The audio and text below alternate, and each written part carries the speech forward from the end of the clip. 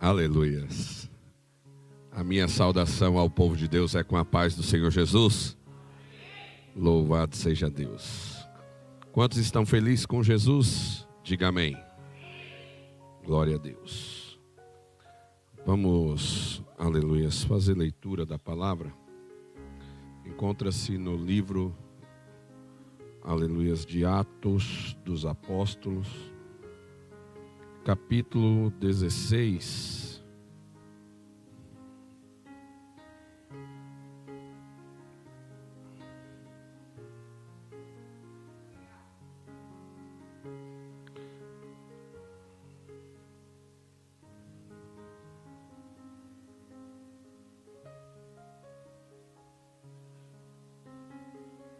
Versículo 40.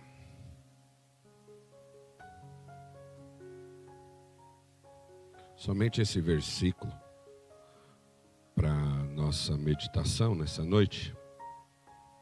Aquele que não encontrou, acompanhe no telão.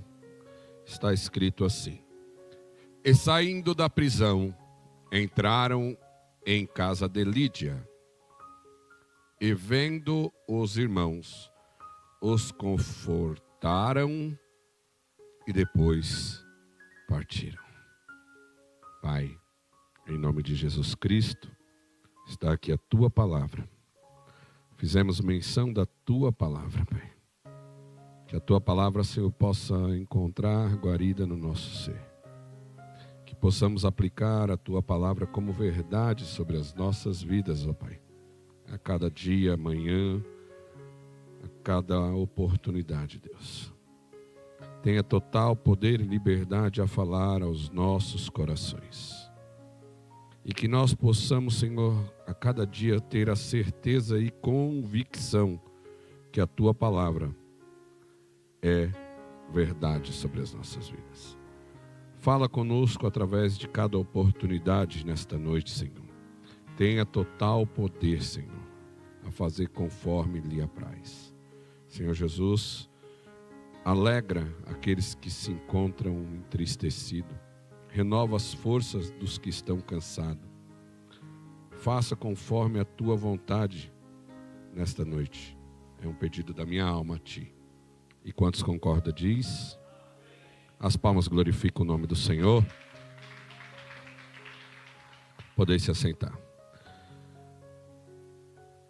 O livro sagrado, a qual nós, aleluias, usamos como Bíblia, que é um conjunto de livros que relata a história da humanidade, que relata o início, aleluias, da história de um povo chamado povo de Deus.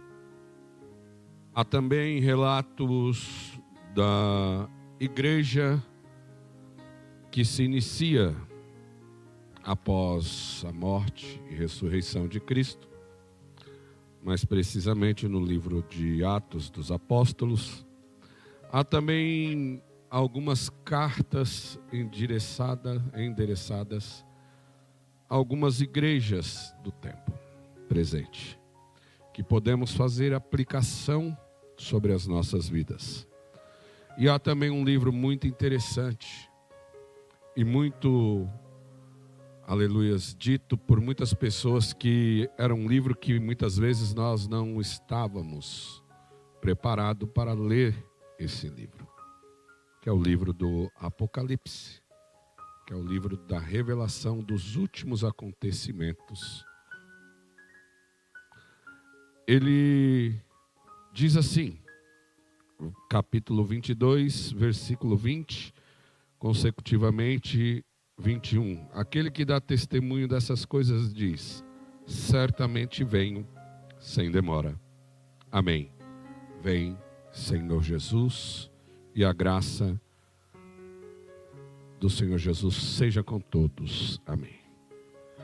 Esse livro, ele, como eu já disse, ele vai contar a história patriarcal do povo de Deus, vai contar como viveu o povo de Deus. É um livro histórico, também é um livro poético, profético, e um livro que fala das revelações.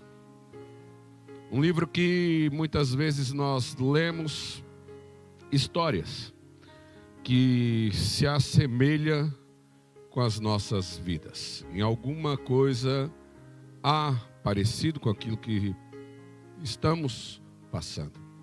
E é nesses fatos que, quando lemos, encontramos forças para continuar a jornada. Haja visto que muitas vezes também lemos alguns feitos e falamos assim: ora, isso aconteceu com esse personagem, mas se acontecesse comigo eu jamais teria tido essa força. É que nós olhamos essas histórias e parece que elas são bem distantes, e parece que muitas vezes é umas histórias como que se fosse de personagens como o dos Marvels ou algum outro personagem herói. Muito pelo contrário. É a história de pessoas como eu e como você, que teve num tempo um relacionamento com Deus, e aonde Deus usou essa pessoa para determinada situação. Talvez se o cânon estivesse aberto, ou se nós estivéssemos nascido na era presente que for escrito, a sua história poderia estar inserida num cânon bíblico. Pastor, onde você quer chegar?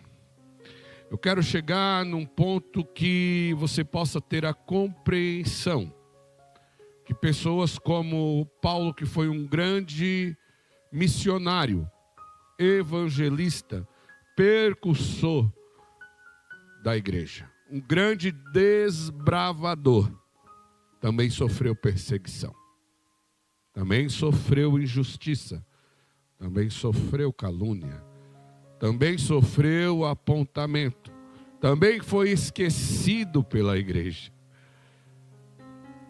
Jesus, o Filho de Deus, encarnado, o nosso irmão com a natureza física e o nosso Pai com a divindade que nele tinha, também sofreu de mesmas coisas que passamos. Se cansa, encosta num tanque, sente fome, mas também jejua. Esse livro ele é fascinante por conta disso. E ele é muito apontado porque as pessoas não conseguem entender a veracidade dos fatos. Porque é um dos únicos livros, pastor Euclides, que conta os feitos de cada autor. Feitos bons, mas também conta os feitos ruins. Se eu fosse escrever a minha biografia, talvez eu ia escrever algumas coisas muito boas, e as coisas ruins talvez eu quisesse abafar. Mas o que eu quero trazer para você nessa noite é que nós temos sentido que a igreja ela tem sempre passado por esses volúveis momentos. E parece que as coisas lá fora estão a cada dia mais ficando mais difíceis. Rumores de guerra, pressão psicológica, pressão no serviço, coisas que têm acontecido assim constantemente, e muitas vezes a nossa fé acaba ficando como que uma balança e uma gangorra. Isso não é de hoje, isso é de tempos e tempos.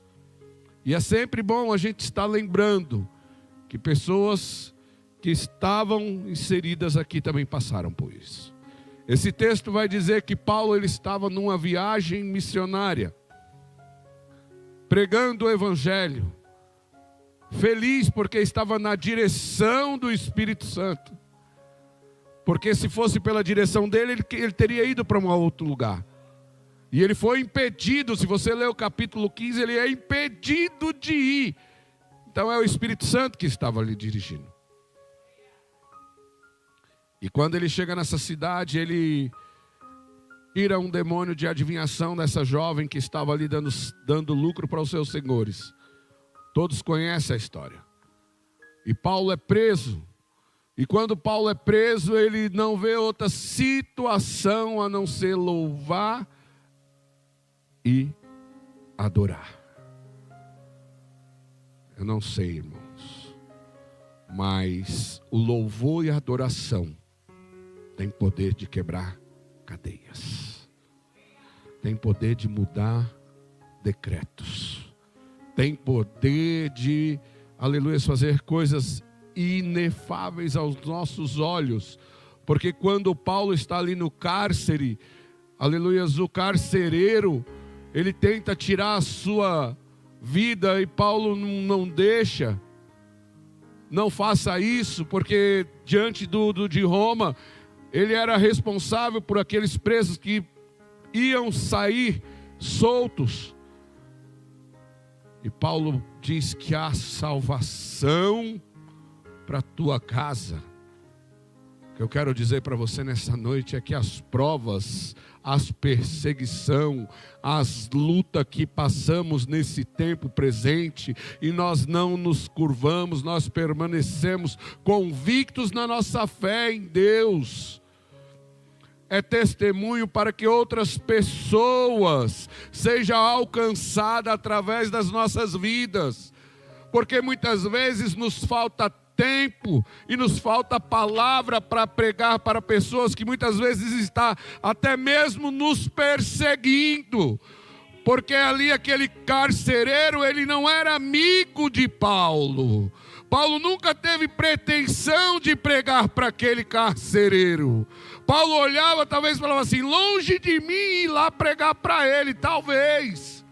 Mas houve-se uma situação aonde ele teve que falar que tinha salvação para a vida e para a família daquele carcereiro. Então, o Deus que nós servimos usa muitas vezes essa situação que passamos para que sirva de testemunho, para que outras pessoas, até mesmo aqueles que nos perseguem, receber da graça de Cristo. E ao que entende-se é que Paulo ali naquela oportunidade, ele fala aquilo, permanece. E aí eles entram em conversa, falam assim, nós precisamos avisar os pretores, porque esses homens são homens honestos. E eles querem fazer algo para que Paulo seja solto. Aí Paulo fala assim, pera lá, na hora de me acusar, vocês me levam em praça pública, eu sou açoitado, sou acusado, mas agora vocês também vão ter que me soltar e vocês têm que vir aqui presente. Olha a autoridade de Paulo diante da situação que ele estava vivendo. Então a notícia que eu tenho para você nessa noite, meu irmão, segue firme, crente. Fiel é o Senhor que te chamou, fiel é o Senhor que nos chamou, e eu tenho certeza absoluta e plena convicção que através das provas, das lutas, das perseguições, pessoas são alcançadas e o reino é acrescido de almas para a glória de Deus. E eu agradeço a minha oportunidade no nome de Jesus. Amém?